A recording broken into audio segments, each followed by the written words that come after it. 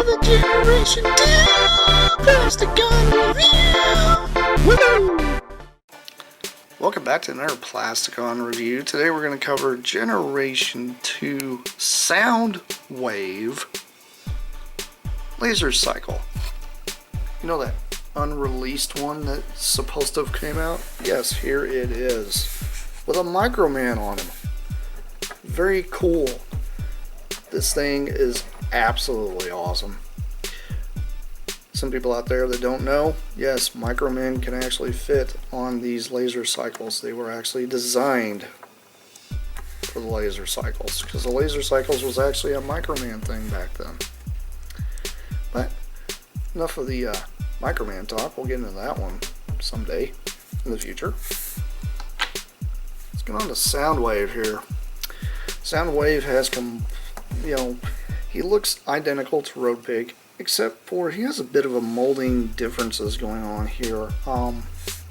The handlebars don't actually have the brakes mounted or molded into it, so there's a slight difference there. Not to mention he's got this awesome silver and this really metallic blue going on. It's very Soundwave. It's very awesome.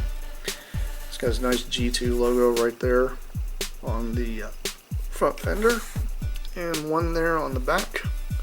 Not to mention one right here on the back there as well. The light up gimmick doesn't work on him at all. I've tried to get the light up gimmick to work and it just doesn't work at all. It does have a lot of molded detail going on throughout the entire engine area. Not to mention over here as well. Very cool. It does have a kickstand here that you can bring up, and it does roll very well. He's got a pretty decent rolling ability. Sometimes his back wheel catches, but that's come to with age and things just not lining up the way they should. Anyhow, Soundwave is a very cool Lasercycle.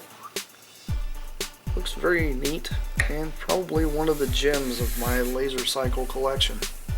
Anyhow, let's move on to that transformation thing, right?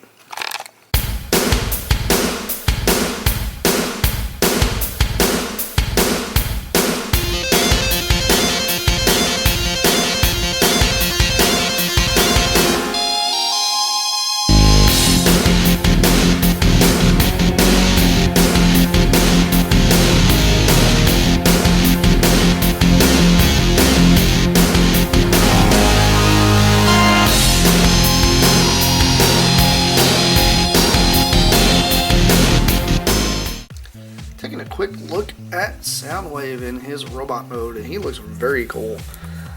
I love how much color comes out whenever you actually transform him into this mode. He's got the nice white arms along with a white head.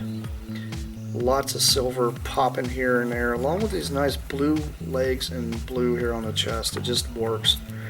You can lock the two legs together if you don't want the two to be separated.